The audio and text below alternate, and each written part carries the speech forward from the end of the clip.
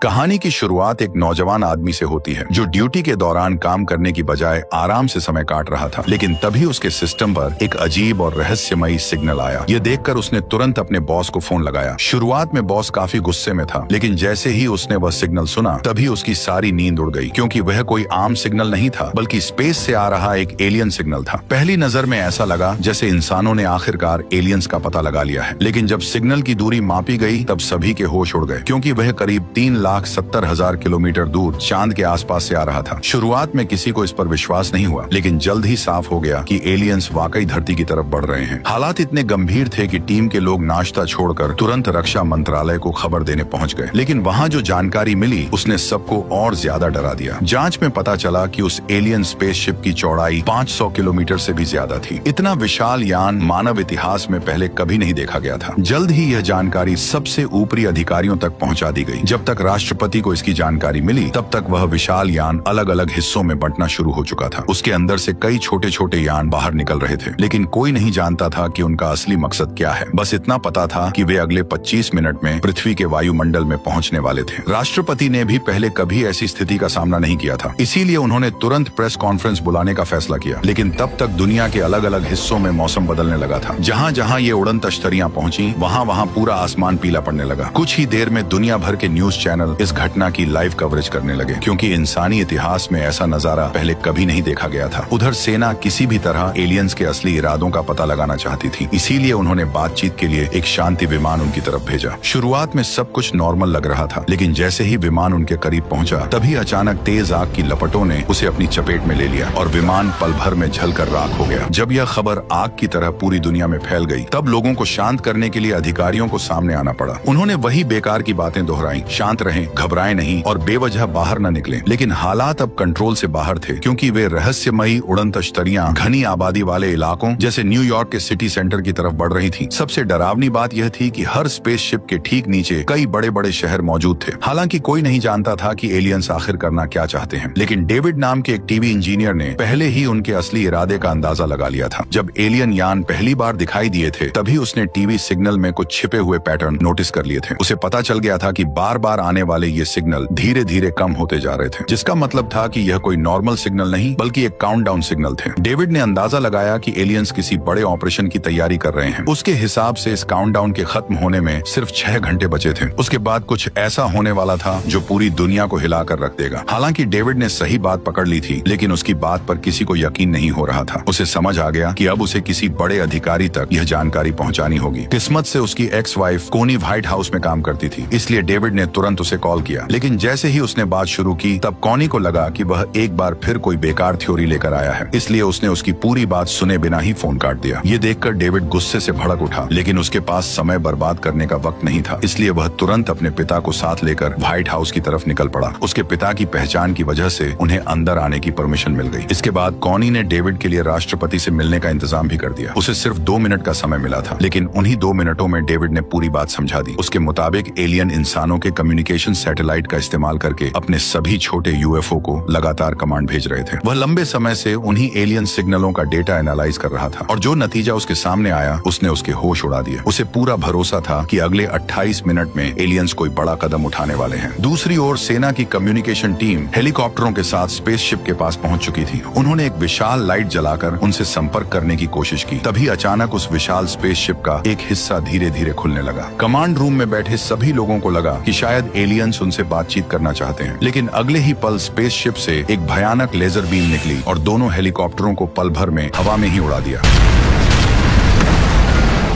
अब सभी को समझ आ चुका था कि एलियंस के इरादे बिल्कुल भी अच्छे नहीं हैं। डेविड की बात सच साबित होते ही पूरे व्हाइट हाउस में हड़कंप मच गया। कुछ ही मिनटों में इमरजेंसी प्रोटोकॉल लागू कर दिए गए और हर कोई वहां से निकलने की तैयारी में जुट गया। राष्ट्रपति और बड़े अधिकारियों के पास बच निकलने के लिए खास प्राइवेट जेट्स मौजूद थे, लेकिन दूसरी तरफ लाखों आम लोग अभी भी सड़कों पर फंसे हुए थे। वहीं जो लोग इस खतरे को गंभीरता से नहीं ले रहे थे, उन्हें अब भी यही लग रहा था कि शायद एलियंस इंसानों को नुकसान पहुंचाने नहीं आए हैं। लेकिन उन्हें जरा भी अंदाजा नहीं था कि जैसे ही काउंटडाउन खत्म होगा तभी इंसानी इतिहास का सबसे बड़ा हमला होगा।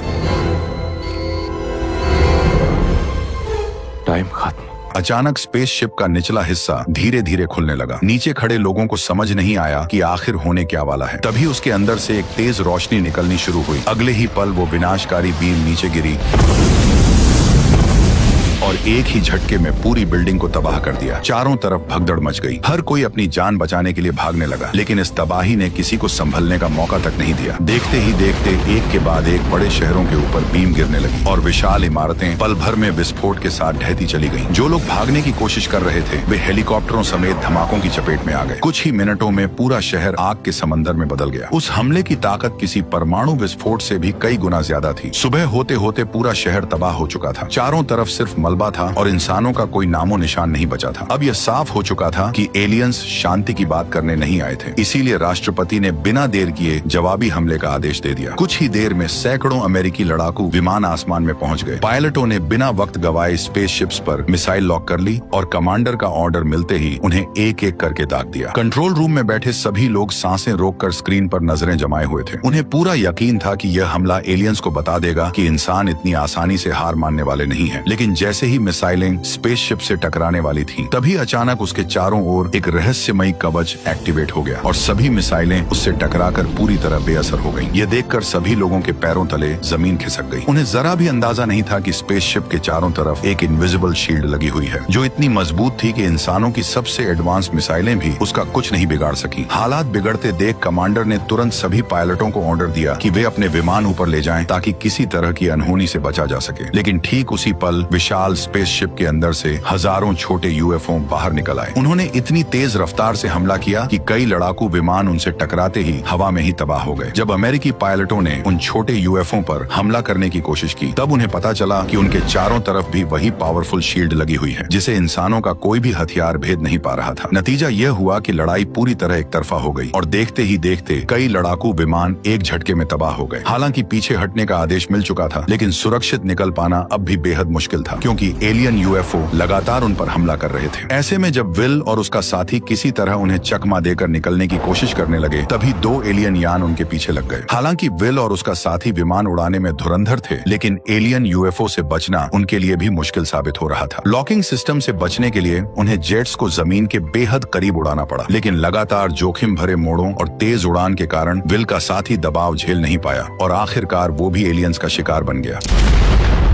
इसके बाद एलियंस के झुंड ने आसपास के सैन्य अड्डों और एयरबेस को भी निशाना बनाना शुरू कर दिया, जिसकी वजह से कई एयरपोर्ट और रनवे पूरी तरह तबाह हो गए। उधर विल किसी तरह एलियन यूएफओ से पीछा छुड़ाने में लगा हुआ था। भले ही उसके पास उन्हें मार गिराने का कोई तरीका नहीं था, लेकिन वह जानता था कि उसे जाल में कैसे फंसाया जा सकता है। तभी अचानक उसकी नजर सामने खड़ी एक विशाल चट्टान पर पड़ी और उसके दिमाग में एक खतरनाक आइडिया आ गया। जैसे ही पीछा कर रही यूएफओ उसके बिल्कुल करीब पहुंची, विल ने अचानक पैराशूट खोल दिया और विमान से बाहर कूद गया। यूएफओ में बैठा एलियन कुछ समझ पाता उससे पहले ही खाली जेट चट्टान से टकरा गया। पीछे आ रही एलियन यूएफओ भी दिशा नहीं बदल पाई और पूरी रफ्तार से चट्टान में जा घुसी। आखिरकार काफी मशक्कत के बाद विल उस एलियन यूएफओ को मार गिराने में कामयाब हो गया, जिसके बाद उसका कॉन्फिडेंस 7वें आसमान पर पहुंच गया। वह बेखौफ होकर मलबे के पास पहुंचा और अपने हाथों से खुद यूएफओ का दरवाजा खोल दिया। इस तरह वह शायद पहला इंसान बन गया जिसने जिंदा एलियन को इतनी करीब से देखा था। लेकिन अब उसका विमान उड़ने की हालत में नहीं था, इसलिए उसे पैराशूट को घसीटते हुए वापस लौटना पड़ा। खुशकिस्मती से कुछ दूरी पर उसे कई गाड़ियां दिखाई दी और आखिरकार लिफ्ट मिल गई। उधर दूसरी तरफ राष्ट्रपति भी एक रहस्यमयी जगह एरिया 51 पहुंच चुके थे। ऊपर से देखने पर यह सिर्फ एक नॉर्मल सैन्य अड्डा दिखाई देता था, लेकिन जमीन के नीचे एलियंस पर सीक्रेट रिसर्च चल रही थी। चौंकाने वाली बात यह थी कि इसकी जानकारी खुद राष्ट्रपति को भी नहीं थी। वहां पहुंचते ही उनकी मुलाकात डॉक्टर ओकेन से हुई। तब उन्हें मालूम हुआ कि अमेरिका ने करीब 15 साल पहले एक एलियन जहाज पकड़ा था। शुरुआत में वैज्ञानिक लंबे समय तक उसकी जांच करते रहे, पर उसकी एडवांस टेक्नोलॉजी को कोई समझ नहीं पाया। लेकिन हाल ही में उस जहाज का पावर सिस्टम अपने आप चालू हो गया। हालांकि वैज्ञानिक अब भी उसकी पूरी तकनीक नहीं समझ पाए थे, लेकिन कम से कम उन्हें यह पता चल गया था कि ये जहाज उड़ता कैसे है। इसके बाद डॉक्टर ओकेन उन्हें उस एलियन के पास ले गए जिसे सालों पहले पकड़ा था। हालांकि वह अब जिंदा नहीं था, लेकिन उनकी जांच के दौरान वैज्ञानिकों को एक चौंकाने वाली बात पता चली कि ये एलियंस आवाज या भाषा का इस्तेमाल नहीं करते थे, बल्कि सीधे दिमाग से दिमाग जोड़कर टेलीपैथी के जरिए बात करते थे। हालांकि सबूत के तौर पर उनके पास सिर्फ मरे हुए एलियंस के नमूने ही थे, लेकिन उसी समय विल एक जिंदा एलियन को पकड़कर बेस पर ले आया। यह खबर फैलते ही पूरे रिसर्च सेंटर में अफरा तफरी मच गई। डॉक्टर ओकेन के लिए यह किसी सपने जैसा था। उन्होंने तुरंत एलियन की जांच शुरू करवाई और उसका हेलमेट हटाने का फैसला किया। जैसे ही हेलमेट काटा जाने लगा, तभी अचानक हेलमेट के खुलते ही पता चला कि बाहर दिखने वाला हिस्सा असल में एक बेहद मजबूत सूट था। यह देखकर किसी को समझ नहीं आया कि विल ने आखिर एक मुक्के में इसे कैसे बेहोश किया होगा, लेकिन उसी दौरान किसी ने ध्यान नहीं दिया कि एलियन होश में आ चुका था। जैसे ही डॉक्टर ने उसका असली चेहरा देखा, तभी अचानक डॉक्टर ओकेन उसके कंट्रोल में आ गए। धीरे धीरे वह एलियन अपने सूट से बाहर आने लगा। उसका असली शरीर ज्यादा बड़ा नहीं था, लेकिन वह इंसानों से कहीं ज्यादा चालाक और खतरनाक था। होश में आते ही उसने पूरी लैब में अफरा तफरी मचा दी। डॉक्टर अपनी जान बचाकर भागना चाहते थे, लेकिन उनके पास बचने का कोई मौका नहीं था। कुछ ही सेकंड में पूरी लैब मौत के मैदान में बदल गई। जब राष्ट्रपति और सेना के बड़े अधिकारी वहां पहुंचे, तब तक पूरा रिसर्च सेंटर बुरी तरह तबाह हो चुका था। चारों तरफ सिर्फ घना धुआं दिखाई दे रहा था। कुछ ही देर में सभी को समझ आ गया कि डॉक्टर ओकेन अपने होश में नहीं है, बल्कि एलियन किसी तरह उनके शरीर को कंट्रोल करके इंसानों से बात कर रहा था। राष्ट्रपति को यह सही मौका लगा। उन्हें उम्मीद थी कि बातचीत के जरिए इस लड़ाई को टाला जा सकता है, इसलिए उन्होंने एलियन से पूछा कि आखिर उसे इंसानों से क्या चाहिए। तुम हमसे क्या चाहते हो? इतना कहते ही उसने राष्ट्रपति के दिमाग पर कब्जा करना शुरू कर दिया। यह देखकर वहां मौजूद सभी लोग घबरा गए और अगले ही पल गार्ड्स ने बिना देर किए उस पर अंधाधुंध गोलियां बरसा दी। कुछ ही सेकंड में एलियन वहीं ढेर हो गया। जब राष्ट्रपति फिर से होश में आए तो उन्होंने एक बेहद डराने वाली बात बताई। उन्होंने कहा कि उन्हें एलियंस का असली मकसद पता चल चुका है। दरअसल एलियंस की टेलीपैथी दो तरफा काम करती थी। जब वे किसी से जुड़ते थे तो दोनों एक दूसरे की मन की बात पढ़ सकते थे। इसी वजह से राष्ट्रपति को कंट्रोल करते वक्त उन्होंने उसके मन की बात पढ़ ली थी। राष्ट्रपति ने बताया कि ये एलियंस किसी एक ग्रह के निवासी नहीं थे। वे टिड्डियों की तरह एक दुनिया से दूसरी दुनिया तक भटकते रहते थे। जहां भी उन्हें कोई विकसित ग्रह मिलता, वे उस ग्रह पर हमला कर देते। फिर उसके संसाधनों का इस्तेमाल तब तक करते जब तक वहां कुछ भी बाकी न बच जाए, और इसके बाद वे अगले ग्रह की तरफ बढ़ जाते। अब उनकी नजर पृथ्वी पर थी। यह सुनकर सभी समझ गए कि इंसानों के पास बहुत कम समय बचा है। मजबूर होकर राष्ट्रपति को न्यूक्लियर अटैक की परमिशन देनी पड़ी। फिर भी एक डर सबके मन में बना हुआ था कि अगर न्यूक्लियर हथियार भी उनकी शील्ड के सामने बेअसर निकले तो इंसानों के पास बचने का कोई रास्ता नहीं रहेगा। जल्द ही अमेरिका का सबसे बेहतरीन लड़ाकू विमान एलियन स्पेसशिप के ठीक सामने पहुंच गया। कुछ ही पलों बाद उस पर एक न्यूक्लियर मिसाइल दागी गई। कंट्रोल रूम में बैठे सभी लोग सांसें रोककर स्क्रीन को देख रहे थे। उन्हें उम्मीद थी कि इस बार एलियंस की हार तय है, लेकिन जब विस्फोट हुआ तब जो नजारा सामने आया उसने सबकी उम्मीदें तोड़ दी। इतने विनाशकारी हमले के बावजूद एलियन शील्ड ने पूरे हमले को बेअसर कर दिया। यहाँ तक कि स्पेसशिप पर एक खरोंच तक नहीं आई। अब हालात ऐसे हो चुके थे कि किसी के पास कोई प्लान नहीं बचा था। लगने लगा था कि अब पृथ्वी का अंत करीब है। उधर डेविड की भी सारी रिसर्च नाकाम साबित हो चुकी थी, इसलिए वह शराब पीकर खुद को संभालने की कोशिश कर रहा था। यह देखकर उसके पिता को भी चिंता होने लगी। उन्होंने डेविड को समझाने की कोशिश की और कहा कि अगर कोई रास्ता नहीं मिल रहा तो खुद को इतना परेशान करने का भी कोई फायदा नहीं। ये सुनते ही डेविड के दिमाग में अचानक एक जबरदस्त आइडिया आया। उसने तुरंत सभी लोगों को एक जगह इकट्ठा किया। फिर उसने एक ऑफिसर से कहा कि यूएफओ के ऊपर एक कोक की कैन रखकर गोली चलाए।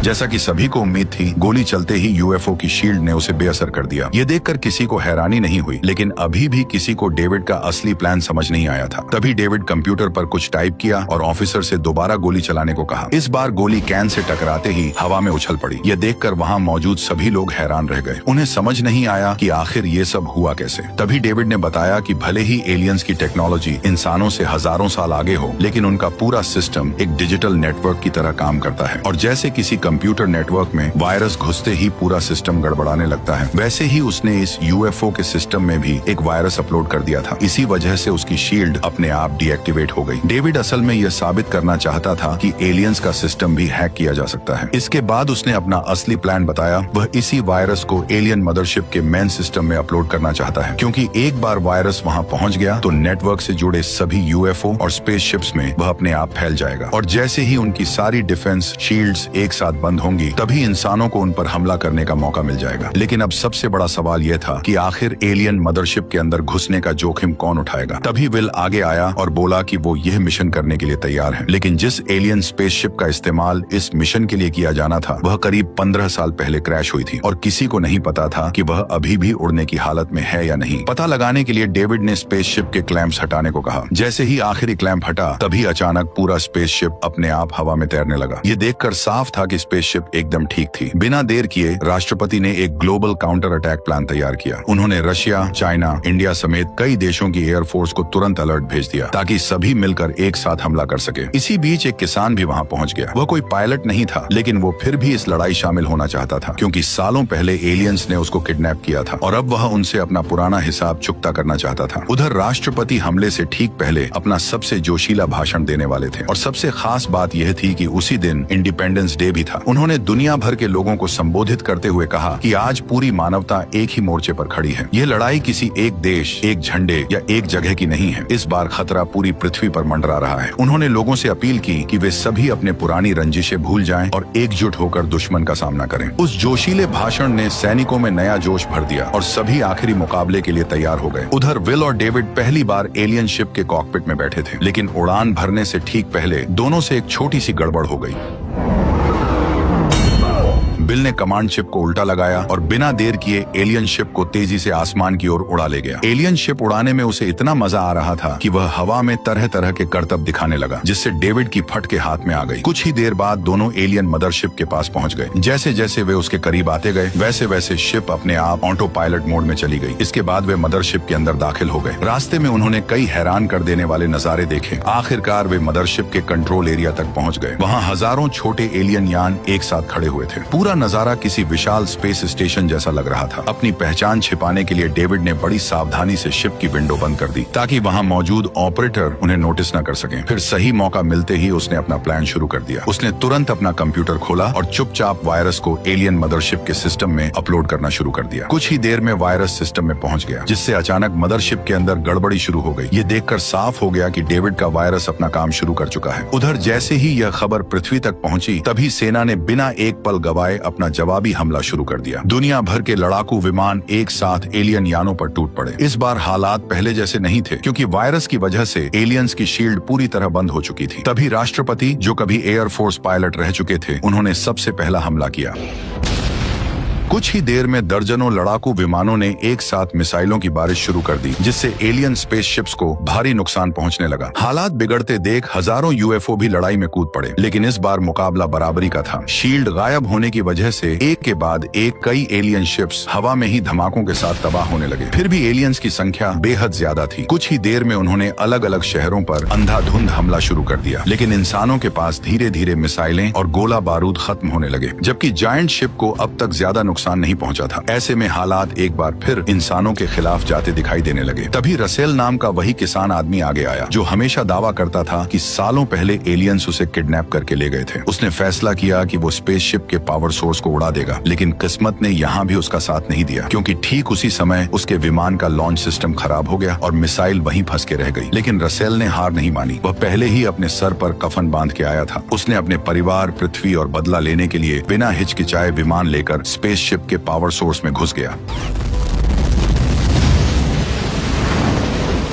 कुछ ही पलों में 500 किलोमीटर चौड़ी स्पेसशिप एक झटके में तबाह हो गई। मिशन सफल होते ही कमांड सेंटर ने तुरंत विल और डेविड को वापस लौटने का ऑर्डर दिया, लेकिन तभी एक नई मुसीबत खड़ी हो गई। उनका यान अभी भी मदरशिप के अंदर फंसा हुआ था। दोनों ने बाहर निकलने की हर मुमकिन कोशिश की, लेकिन कोई भी तरीका काम नहीं आया। इसी दौरान एक एलियन की नजर उन पर पड़ गई। उसने सिर्फ एक कमांड दी और शिप का विंडो कवर अपने आप खुल गया। खतरे को भांपते ही विल और डेविड तुरंत छिप गए, लेकिन एलियंस भी इतने बेवकूफ नहीं थे। अगले ही पल उनकी तलाश में एक सर्च टीम भेज दी गई। अब हालात देखकर लग रहा था कि दोनों का बच निकलना लगभग नामुमकिन है। इसलिए उन्होंने फैसला किया कि अगर मरना ही है तो दुश्मन को साथ लेकर मरेंगे। इसलिए उन्होंने बिना देर किए न्यूक्लियर मिसाइल दाग दी और वह सीधा एलियन कमांड सेंटर में जा घुसी। लेकिन धमाका होने से पहले ही पूरी मदरशिप बुरी तरह हिलने लगी। अचानक इस झटके से उनकी शिप का कंट्रोल बिगड़ गया और वह सिस्टम की पकड़ से निकल गई। ये देखकर दोनों की जान में जान आ गई। हालांकि राहत ज्यादा देर नहीं टिक सकी, क्योंकि न्यूक्लियर बम फटने में अब सिर्फ 30 सेकंड बचे थे। ऐसे में विल और डेविड ने तुरंत वहां से निकलने का फैसला किया। दोनों पूरी रफ्तार से मदरशिप से भागने लगे। खुशकिस्मती से एलियन यान की स्पीड बेहद जबरदस्त थी। पीछे कई एलियन फाइटर्स उनका पीछा कर रहे थे। फिर भी वे किसी तरह उनकी पकड़ से बचते हुए मदरशिप से बाहर निकल आए और तभी वो हुआ जिसका पूरी दुनिया इंतजार कर रही थी। अगले ही पल विशाल मदरशिप एक भयानक विस्फोट के साथ उड़ गई। उस धमाके के साथ एलियंस का पूरा कंट्रोल सिस्टम एक झटके में तबाह हो गया। मदरशिप के खत्म होते ही पृथ्वी पर मौजूद बाकी एलियन शिप्स भी एक एक करके क्रैश होने लगी। कुछ ही मिनटों में दुनिया दुनिया का सबसे बड़ा युद्ध खत्म हो गया और आखिरकार इंसानों ने नामुमकिन लगने वाली इस लड़ाई को जीत लिया। उधर विल और डेविड भी सुरक्षित पृथ्वी पर लौट आए और इसी के साथ इंडिपेंडेंस डे की ये शानदार कहानी यहीं खत्म हो गई। वैसे आपको ये वीडियो कैसी लगी कमेंट में जरूर बताना और अगर चैनल पर नए हो तो जल्दी से वो सब कर दो जो मैं चाहता हूँ। Okay bye.